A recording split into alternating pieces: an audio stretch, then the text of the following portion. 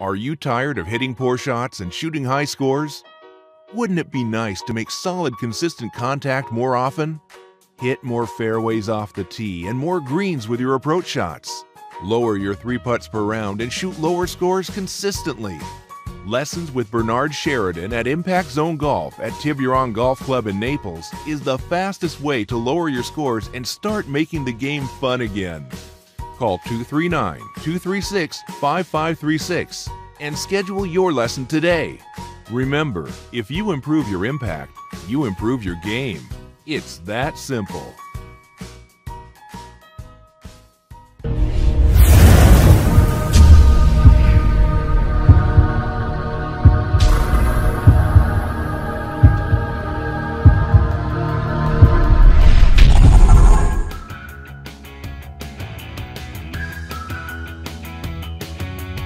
Welcome to Breaking Par with Bernard Sheridan, the golf podcast that interviews the best and brightest minds in the golf industry.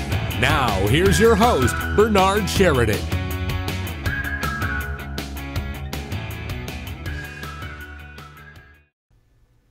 Ed, welcome to Breaking Par. Thanks for being with us today. Well, thanks for having me, Bernard. I'm actually pretty stoked after seeing all the great people that you have on your show. I think this is really neat.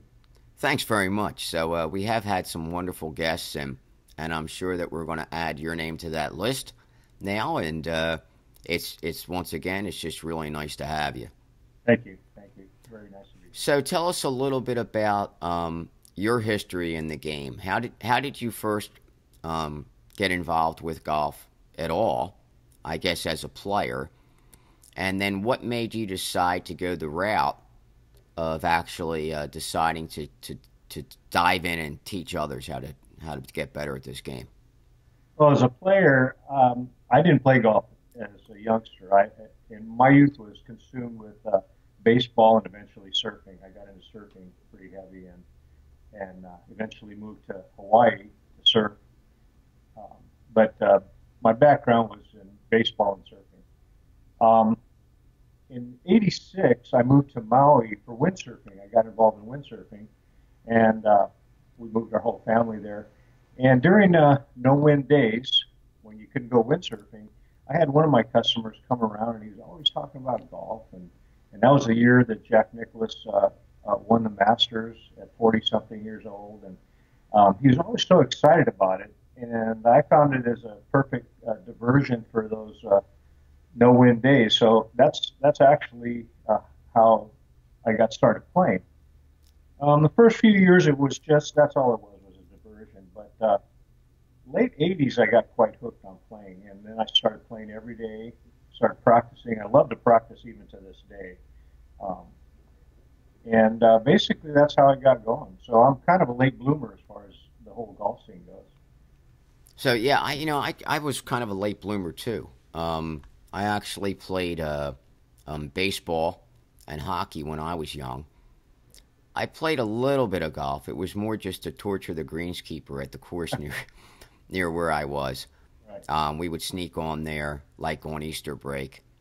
And, of course, back then in the 70s, early 70s, they didn't have any cell phones or anything like that. So it's not like if somebody saw you on the course, they could call the greenskeeper and say, "Yo, there's kids out here, go chase them off."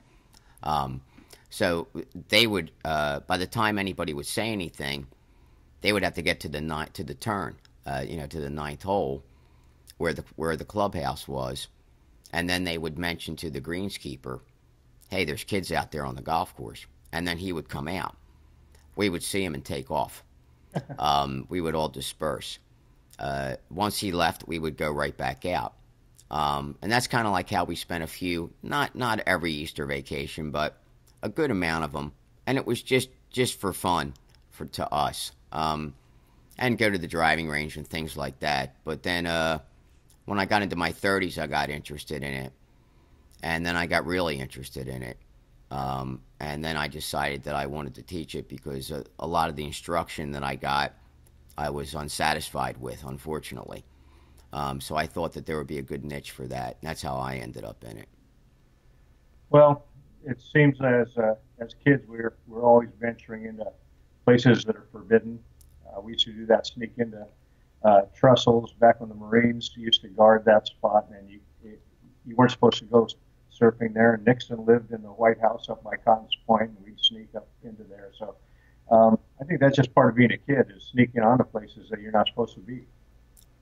Yeah, no, I totally agree. I think that's it's the excitement Sure. of doing it, and it's also that it's forbidden that you're not supposed to be there. So it's got this alluring quality that you want to be there. I mean, Right. this was a private club, and you had to be a member to be there. But we just always had that. We just wanted to be there, Yeah. just because it was a place that we weren't supposed to be. So Right. it was kind of like the rebel in youth, I guess. Right. Sounds like a good start, though. Got you going a little bit. A little bit, yeah, it did. It got the bug going a little bit, but the bug got really heavy, later in life, and actually became an obsession that turned into a career. It does that. I resemble that remark. It's pretty much what happened to me as well. And I just got the golf bug and wanted to do every passion that I've had, whether it was baseball, surfing, and eventually golf. It's been something where I've totally immersed myself, and the golf thing has turned out to be a really great thing for myself and my family. So I feel really blessed to be here, to get to do what I'm doing with golf. Um, I don't I don't see any other thing that I'd want to be doing right now. It's really neat. So where are you giving lessons right now at this moment? Well, I'm based at the Sebastian Golf Course. It's a municipal golf course here in our town, Sebastian, a little small, somewhat retirement community. And I'm hooked up with the Simon's Golf School, so I do a lot of half-day schools out in Kissimmee. It's only about a little bit more than an hour drive, but I go out there. This winter's been quite a few times, and I've spent a lot of time out there. I really like doing the half-day schools. They're really great because you really get to get more involved with the students and find out more about them and spend more time. And I actually see more progress in a small period of time. It's really great. Now, do you find that being in Kissimmee, and of course not everybody knows where Kissimmee is, so and we know it's in Florida. Right. Do you find that because you're in Kissimmee and you're close to a resort area there, which is Orlando, that a lot of your clients or some of your clients are basically in and out for a short period of time? They're there for vacation, or they're there like for a week. They're there with their families, and they'll pop in and say, hey, you know what, want to get a lesson, or that type of a thing. Yeah. Most of the people that Jeff sends me are in Orlando for Disney World, golf vacation. And what's kind of interesting is they all come with different agendas. For some of them, the half-day golf school is just another e-ticket, just another activity. But several of the people that have come down really are interested in improving their game and getting better, and are serious about practicing and doing a lot of the drills that maybe I give them or whatever. And I hear from them later through email. I try and follow their progress as much as possible. So you get a mix, like everything. Even here in Sebastian, we have like I said, it's mostly retirement community. So I spend a lot of time with boomers, people that, like myself, have taken the game up late in life, and really for a lot of those people, we just got to get back to basics and fundamentals, and I try and really help them to focus on learning to enjoy the game and to enjoy the experience regardless of their level of expertise. That's my main goal, I think, with a lot of these people around here, because quite frankly, I mean, they're never going to get to any kind of elite status, but they're important for our game. It's important for them to have a great time, and so that's the main thing that I try and help them do. Now, out of all of those students, and I'm sure that you see plenty, what is the main misconception that you find they have with the game? Well, let's put it this way. Most of the time, the people that come to me, like probably 90% of people seeking out lessons or instruction, they come looking for at a distance, or consistency. Consistency is the big word. Now we know that consistency is we can't attain it. We can only reduce our missed shots. We can get better. We can improve, but we're not necessarily going to be consistent.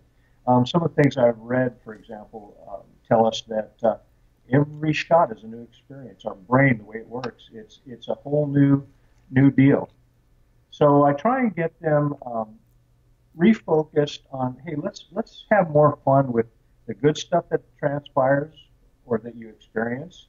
And when things don't go like you want, I tell them just push the delete button on their computer.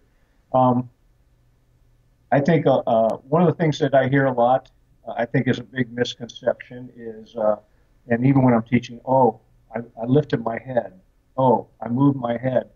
And you know what cracks me up about that, Bernard, is, there's different talks about what our head should be doing, and I won't get into that right now. But we know that you're going to move your head on full swing. It's impossible not to. If you try and keep it still, we know that inhibits a free swing. Okay, so we know that. They don't understand that. But what cracks me up about this thing is you never hear a golfer tell another player on the putting green, hey, you moved your head. And I think that on the putting green, these people, their inconsistencies, for lack of a better term, or their flaws in putting has to do because they're so caught up in the outcome and trying to see where that ball is going. So as far as on the putting green, what I try and do with these people is I try and get them focused on the task. In fact, most of my teaching is task-oriented. But so I think that the whole deal about the head, that's one of the things.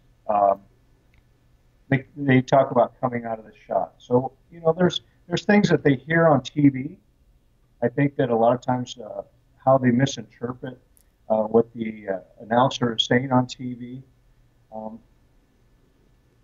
Those are things that I think a lot of times I have to kind of clarify.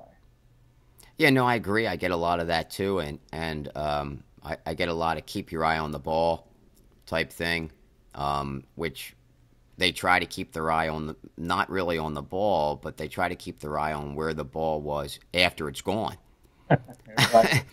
And if they literally kept their eye on the ball, their head would release as the ball goes, which would actually help them. But they're, for some reason, have this notion drilled into them that they have to keep their head down way after the ball is gone, and they believe that that's what professionals do.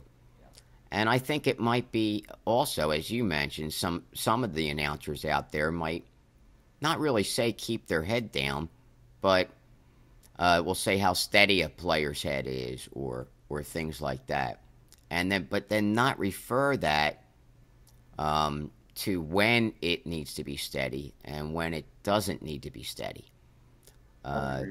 Big misconception. I totally agree with that, and I think that as long as players continue to have that misconception, we don't have anything to worry about in job security. That's right. I think that we do have job security because a lot of people, let's say the masses, sort of like a pyramid, right? The elite players at the top of that pyramid, but we have so many players that just need the most basic and fundamental help down at the bottom of that pyramid. No, that's absolutely true, and it's it's something that many players just get so tied up in that their body just becomes so rigid and stiff that they can't have any freedom or fluidity or tempo, which is what really has to happen. I mean, I always try to, in that case, relate it to sports that, as Americans, the majority of us grew up playing. Baseball, basketball, hockey, tennis. And in all of those sports, they have to do with the projectile. You are keeping your eye on the ball if it's coming towards you because you have to. But you're really not keeping your eye on the ball when you're projecting that ball, or if you have a hockey puck and you're hitting that hockey puck, you're not watching where the hockey puck was. Right. You're kind of looking more at where you want it to go. And with baseball, when you're throwing it, you're looking more at where you want it to go. Not so in golf, I guess because it's a side-on sport and it's pretty difficult to look at the target while you're trying to hit a ball that's on the ground. There is a certain amount of looking at the ball, but there's also a certain amount of releasing the body to the target and being more target focused or more target oriented than there is at just right at the ground the whole darn time. Yep, you're exactly right. And I think you being part of Impact Zone understand one of the main things I took from my association with Bobby Clampett at the time was that whole deal about the ball bound, being ball bound. And that's one of the big things that I really try and get across to these players is it's not about, the target isn't the ball. We need to react to our actual target that we're wanting to launch the ball to and swing freely. That's one of my main things that I try and get across and teach these people and try to get them to buy into is to swing freely. Ron Sisson up in Canada is great with that. His mantra is swing freely, fluidly, and fast. And I think if people, what I've seen across the board is people have a natural swing that is much better than what they apply when the golf ball's there. And if they can learn to just let that swing happen as far as in response to and as a reaction towards the target that they've seared in their mind's eye, they become much better players. They enjoy the game better, and they move their head. Yeah, no, absolutely. I mean, and it's funny, but I'll videotape students, and we use the swing catalyst.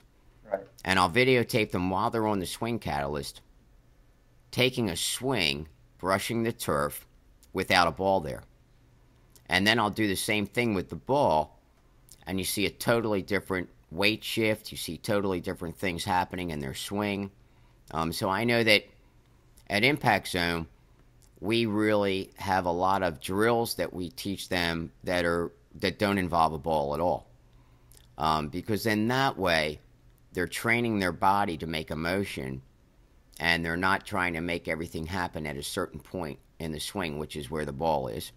Right. They're just making a swing through that area, and then when they start to get used to that, then we start to let them like maybe have a forward aim point, so that now they're releasing their hands a little bit later after the ball and not at the ball too early. So now, do you use any things like that in your teaching? Well, like I mentioned, the making these people aware of the fact that the ball is a magnet and that it actually inhibits free swing a lot of times. I use that. Another thing I got from Bobby that I use a lot and really like is the line drill in the sand. Yes. I use that both for full swing, and then I use a line also for bunker development. It's a different approach, but it's basically the same concept, except for where they want the bottom of their swing to be obviously is different out of the bunker than for their full swing. So I got some great things from Bobby Clampett, but then again, I get great things from so many people. It's like there's so much to learn in so little time. Oh, absolutely, and it's never ending. It's always something new and a new way to look at it, and then which gives you an opportunity to pass that information along to students that might come across to them and hit that little light bulb in their head, and now they start to get it. There's so many ways people learn in so many different ways. And, of course, Impact Zone is one of those, but there's a lot of different things out there. As long as I feel and I believe, as long as we're not pigeonholing them into a certain style and getting them to do something that is not natural to them, that we can serve them better and allow them to get the most out of what they need to do. That's right. You're spot on that one. So, as for equipment, what type of equipment are you using that helps you accelerate the learning process? Well, I'll tell you one of my main, I don't have access to technology. I love learning about technology. I've done the TrackMan University, and I've done the first level in the Swing Catalyst program. My situation doesn't facilitate the purchase and or use of those types of equipment yet. Mm-hmm. I'm hoping that at some point, here being new to Florida, that at some point I'll get to be in a situation where I can use more of that. However, I think that coaching golf is more about communicating and encouraging people and motivating them. So I'm content with where I'm at in those situations. However, I have found one of the best swing aids or training aids. I love the Orange Whip products. Oh, me too. I love to get them using those, and I really, one of the main things I do is I work a lot, just like you folks, without golf balls. Get them to really start getting comfortable with their swing. And I'll start, for example, with an Orange Whip, just swinging as they're standing straight up, just swinging around their body, get comfortable, and slowly start tilting from their hips until they are brushing the grass. I get people to go out there and just cut grass with a golf club. It's really important that they start feeling that they actually are athletic and they can pull these things off, and they don't. I think one of the biggest things, and I bought into it when I was a young golfer and learning about golf, was I bought into these positions, and I tried to put myself in positions. And, of course, along the way, we have found out that that's like Mike Adams calls it I forget the term, but he calls it like some kind of eye. You know, it doesn't work. It's not about positions. I think that we're getting freer in the fact that we're getting people to be dynamic, use their body, and allow themselves to realize that they really have genius within them. They can actually perform a golf swing much better than they really limit themselves to. No, I agree, and that's because they're trying to make certain things happen, or they're thinking about getting in those positions when they're trying to swing. And you and I already know, and I'm sure a lot of other people who are listening know this, that it's really difficult to create a motor skill and then try to think of that motor skill and try to get your brain to tell you how to move that motor skill in without it being contrived. Right. It's very difficult to do that. I always demonstrate that to students, where I'll either just out of the blue just throw a golf ball at them, and they'll immediately catch it. Right. And I'll say to them, "What were you thinking about when you caught that?" And they said, "Well, nothing. I just reacted." And I said, "Well, that's how you have to swing the golf club. Right. You have to react. And you don't want to react to the ball. You want to react to the target." Right. I said, and if you react that way, now what's happening is you're not trying to think about how do I lift my hand up and watch the ball come in and then grab it and close my hand to hold the ball so I don't drop it when I just did that. I said, if I asked you to try to think of all those things, the ball would be gone. The ball would be by you already. That's right. That's right. It's just not going to work that way. So essentially, we have to clear our heads when it's time to swing. I know that another thing that I use is what Annika Sormstan used to use, and that's think box, play box. Right. And you want to have thoughts? Then step away from the ball and take your practice swings and think about whatever you want to think about there. Find what it is that you're trying to feel. And then when you set up behind the ball, only take maximum one of those thoughts into that box, into that play box. not Yep. 3 or 4 or 5 or however many you were using in the think box.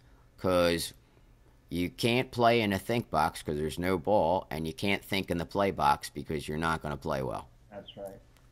Yeah. Getting especially high handicappers to quit going through their pilot's checklist when they step up to the ball is a big accomplishment. If we can get them to free up their thinking, like you said, behind that line that the Vision 54 people talk a lot about, and as soon as they cross that line, they're reacting to the target. It's all stuff that we know or have learned or are learning, but it's amazing. So many things that we've kind of taken for granted as we progress in these thoughts really are foreign and need to be introduced more to the masses in the golf community, I think. Yeah, and I think that's, I think that they try to do that, but it's difficult. There's not a lot of venues to get this information across. And the venues that are available, it's one-sided. And what I mean by that is, let's take the Golf Channel, okay? And I think that this is why Michael Breed was so successful, because it was not always one-sided with when Michael Breed did the Golf Fix. He would have people call in and ask questions, and then he would answer those questions. So there's where it's two-sided.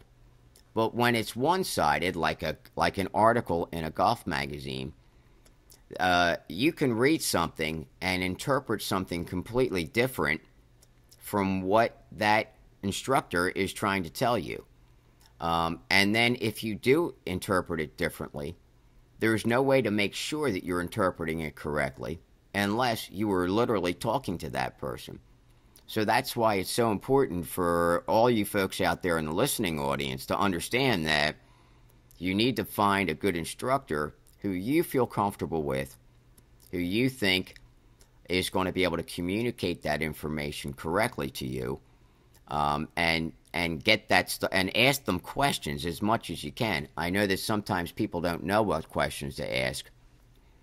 So a lot of times, and I'm sure you do the same thing, Ed, I'll ask them questions. What do you feel right now?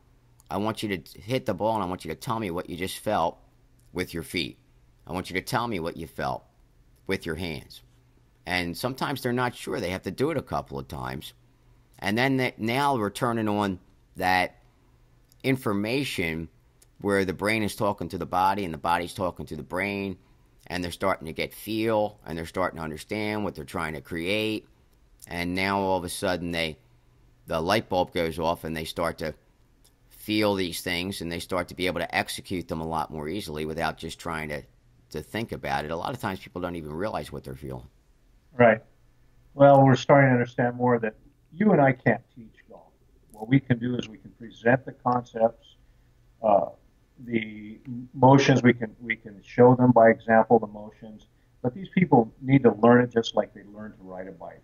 Yep. They've got to get on it. They got to fall down. They got to accept that they're going to fall down. But we need to keep helping them get back up. We need to keep encouraging and motivating them to, like you said, through questions, get them thinking about how they felt or what experience really triggered their mind, to stimulate that learning process and to help them with that learning process. I think that's a thing that's been difficult for people to buy into, because as adults especially, people are so used to getting information and then just acting on it and being able to execute once they see it. And it's not like that with a motor skill. We need to learn that motor skill like anything we've done in our lives. And it needs to be learned through trial and error. Exactly, sure. I mean, and like you said, riding a bike, you're going to fall off, you're going to get back on, you're going to figure it out. Yeah. So our job is to help them figure it out at a little bit faster pace. Sure. And help them steer that bike in the right direction. Exactly. Try and keep them on the smoother path, if you want to use an analogy or example. Sure. I mean, a good example of that is, have you ever seen that video or that experiment that the gentleman did with the bicycle, and the wheel was, and the steering bar was like back, like you had to steer it the opposite direction? Yeah, I vaguely remember it. He was giving an example of how our brain is so programmed one way that when you switch it the other. I vaguely remember that example, yes. Yeah, I mean, so like if he would turn right, the wheel would go left. Right. And vice versa. So he had to totally relearn how to ride a bike that way. And he did. And he did it really well. And then when he got on a normal bike, he fell off. Because he was so used to doing it that way that his brain got into that mode. Sure. So, and this is kind of like a little bit like that in golf. I mean, it's you know, up is down and down is up, and things of that nature, and you know, sometimes people hit down too much, and they have to find that happy medium, and that's where the experimentation on their part, same as they would if they were trying to ride that backwards bike, they'd be experimenting all the time trying to figure it out. And that's kind of what they have to do when they're not with us, is experiment. And I think a lot of people don't experiment very much when they're trying to learn golf. I totally agree. And two of the things that I try and get the students, the players, to buy into, one of them is exploration. Hey, let's explore this. I'll give them, for example, the concept of how to deliver the instrument, and I'll say, okay, this is what I'd kind of like to see. This is what I'd like to see the club pivot, but I want you to explore where do you feel like it should pivot, and get creative. Try to get them to use their creative side more, because golf, when we play it, we really, I think the better or the more creative we are, the better we play. Oh, absolutely. I mean, one of the greatest players that ever lived was Seve Ballesteros, and who was more experimental than him? That's right. That's right. He was probably the most creative shot maker that ever lived. The guy who wanted narrower fairways so that everybody had to hit out of the rough. That's right. Sure, because he had a tough time hitting fairways. So he had to learn how to manufacture all these shots to get out of trouble. And he was the best at doing it, but he had the most practice at doing it. Yeah. So maybe sometimes, and that's a great lesson for listeners out there, is maybe sometimes go out there and put yourself in situations that you don't think you would be in, and see what you can do to get out of that situation. And and that'll make you start to think a little bit more, and it'll also get you to listen to what your body is telling you and how to create something. Our instincts, if directed in the right manner, are so good. Our brain, we've been created so wonderfully that we don't allow ourselves, we get in our own way, we don't allow ourselves to really experience the fullness of our potential. I know that's absolutely true. I totally agree with that. And I think that a lot of people underestimate their potential. And a lot of people will have negative talk when they don't do well, and get frustrated and say things to themselves like, "Oh, you're never going to get this," or things like that. And really, what that does is just slow down the process. They have to say it's okay. It's tough, you know. I mean, it's like try to hit a nail on the head. With a hammer, the distance from where a golf ball is from you, like right. with a hammer that's as long as your golf club. It's going to take some work, Right. And it's not much different here. You know, the way I deal with that with a lot of my students is I try and explain to them that their situation, for most players who don't get to have a caddy, most of us don't play golf all the time with caddies. And so their situation is really, they have a twofold responsibility themselves. They're not only playing the game, but they also have to serve as their own caddy. And so what I'll explain to them, I'll say, you know, if your caddy called you an idiot or told you how stupid you are or what a dummy you are for missing that shot, you'd fire that guy on the spot. I go, you're your own caddy. You need to treat yourself as you would expect or want your caddy to treat you. And I think that a lot of times that kind of wakes them up to the fact that, yeah, you know what, I beat myself up. Yeah, no, that's great advice for our listeners out there. Is you know, don't be so rough on yourself, and try to be a coach to yourself. Try to be encouraging to yourself, and you'll find that you'll have a lot more fun. That's for sure. And that's what we're all after. We want to enjoy the game. I mean, however much, whether it's 9 holes, 6 holes, a full round of golf, why are you going to go out there and beat yourself up for that time? You might as well go out and mow the grass. You know, have fun with it. And you know, it's an expensive sport. I mean, Sure. so you're paying an awful lot of money to be miserable.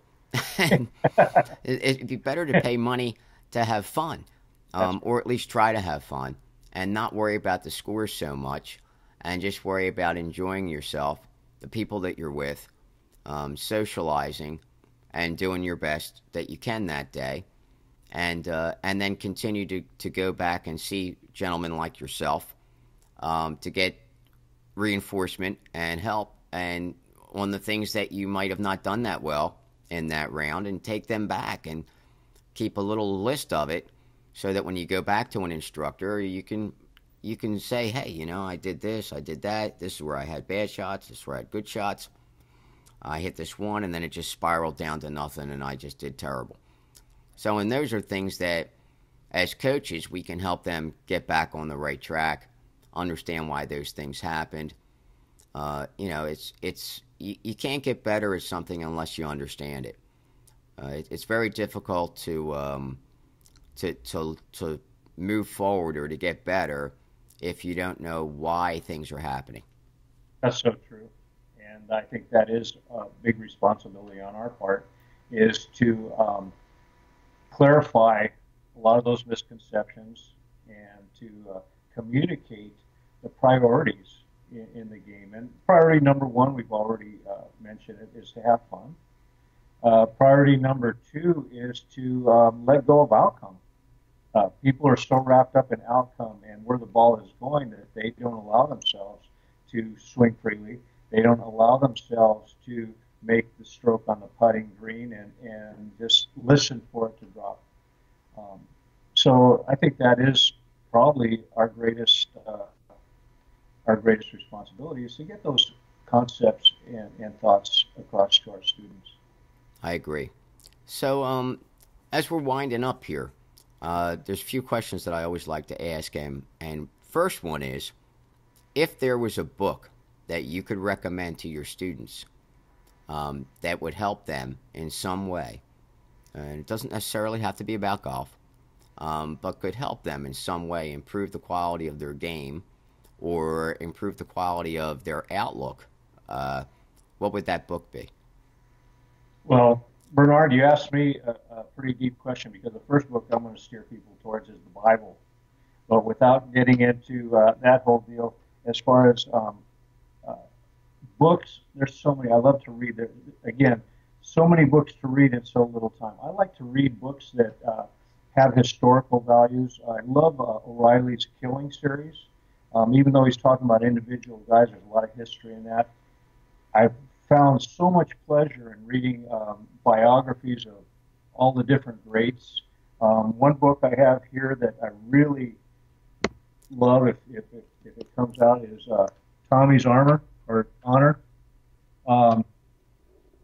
It's about Tom Morris and father and son, but it has a lot of great history regarding how back in the day, the equipment they were using, and the beginnings of competitive golf, and why now competitive golf is stroke play versus back in the day was match play. I love to read about characters that maybe aren't to the layman as famous. Mike Austin, legendary long ball hitter. This is a really great read. It's quick, wonderful story. As a golf coach, I love to read about the different tips and philosophies and stuff like John Wooden and Tony Dungy and Tommy Lasorda and all these great coaches were motivators and are motivators. But as far as a help kind of book, that I think that the layman or amateur golfers, here's one that Mike Malaska, I really like what Mike Malaska does, a lot of his stuff. It's a lot of great images, very simple read, short and sweet tips, and I think that that's a great book. And that book's called because not everybody can see it. So Okay, some people okay. don't listen. Some people Okay. listen and All right. don't see the video portion. Okay, it's called I Feel Your Pain by Mike Malaska. Mike has worked years with Jim Flick and Jack Nicklaus. Wonderful tabletop book. Nice to just thumb through it and check it out in bits and pieces. So I highly recommend that for your listeners. That's great. Now our next question is, if anyone is in the Orlando area, how can they get in touch with you to maybe stop in and pick your brain or take a lesson? Well, I do go out to Kissimmee, but my home course is here in Sebastian. We're in between Vero Beach and Melbourne area. My email is kind of twofold meaning, but it's sup2uok@gmail.com. sup2uok@gmail.com. Or they can reach me at 808-357-0481. That's a Hawaii area code. However, I'm here now in Florida, so not to confuse the issue. Sure.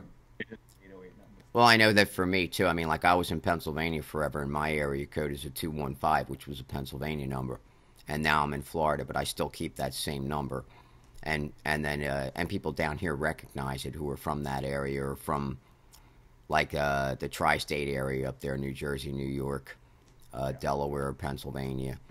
They recognize that number. So, well, Ed, it was great having you with us. I really appreciate you taking the time out today. And like we always like to say in parting here, until we meet again, try to keep it in the short grass. Hey, thanks so much, Bernard. It really was a pleasure for me. I love chatting with you. Keep up the good work. Thanks so much. Take care. You've been listening to Breaking Par with your host, Bernard Sheridan. Follow us on Twitter @BreakingPar and on Facebook @Par Breakers Golf Academy. Until next week, try to keep it on the short grass.